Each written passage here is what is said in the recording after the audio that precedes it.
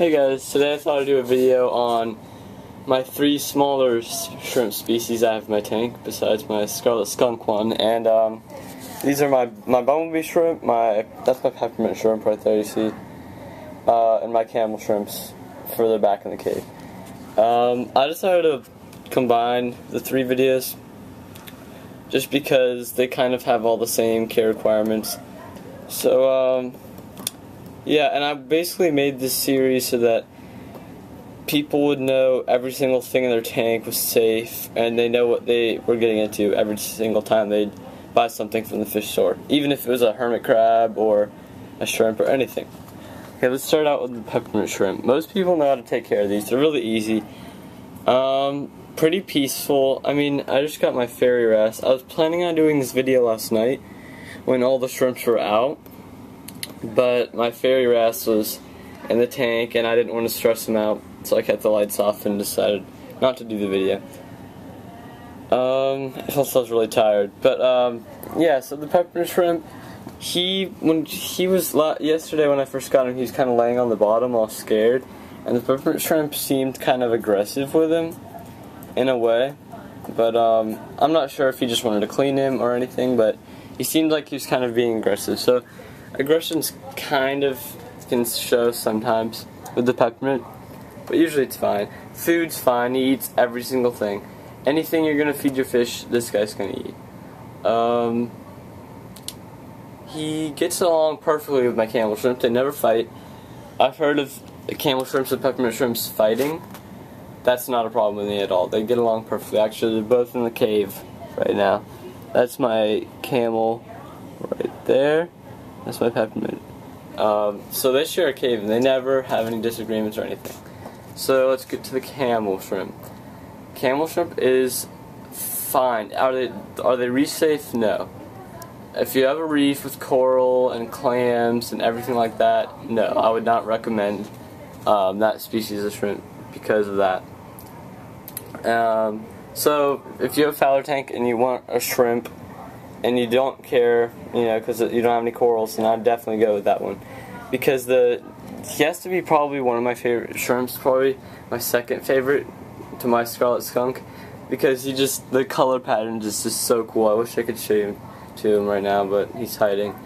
But like the zigzags, and his name's Mojo, by the way, and my peppermint's named Chester. But anyway, and Mojo, the camel shrimp, just amazing the way he looks. So he's just really pretty. So that's especially compared to my peppermint.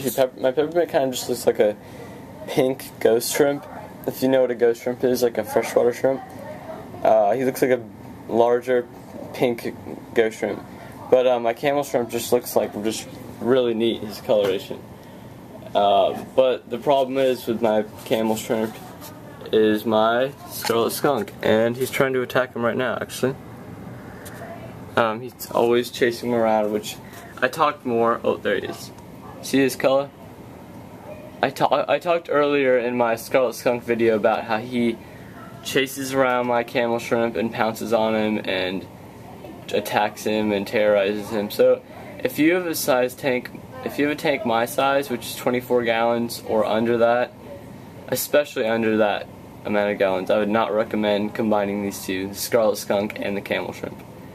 And my scarlet skunk will attack my my peppermint every once in a while, my bumblebee every once in a while. Okay. And again, my camel shrimp eats everything my peppermint shrimp eats. They all share food sometimes. My star's in there too, by the way. But they all eat the same stuff, so camel shrimps are the type of shrimp I would keep in species tank. So that he would be out more and I could see his color more, because they're just so cool. That's how cool they are. I would literally keep like a 1-gallon tank with just a few camel shrimps in it, because that's how cool they are. Okay, bumblebee shrimp. I ordered my bumblebee shrimp from liveaquaria.com. A great place to get it, unless it's during the holidays, because I ordered mine during the holidays. I ordered my lawnmower, my first lawnmower bunny, during the holidays, and he got here like 3 hours late because they were so busy. And the guy was in such a rush, he like didn't know anyone was looking, and he like threw the box onto my front porch, and that's why my lawnmower bunny died, because he just was in so much stress. He was like halfway dead when I got him, when I opened up the box. So yeah, liveaquaria.com is great unless it's during the holidays, then it can be really just crazy. But so my bumblebee shrimp, I ordered him and he was really teeny tiny when I got him. He still is. He's probably about half an inch, just tiny. And he's kind of just, yeah, he looks kind of like a bumblebee. He's like yellow and black striped with thin stripes, and a little chubby shrimp. And the main thing was with him, I'm not really sure what he eats because I never see him. I just never see him. I've seen him probably once in the past 3 months, and that was when he was like attacking my starfish. Of course my starfish is huge and my shrimp is teeny tiny, so it's basically like a mosquito biting him, so he didn't mind all that much.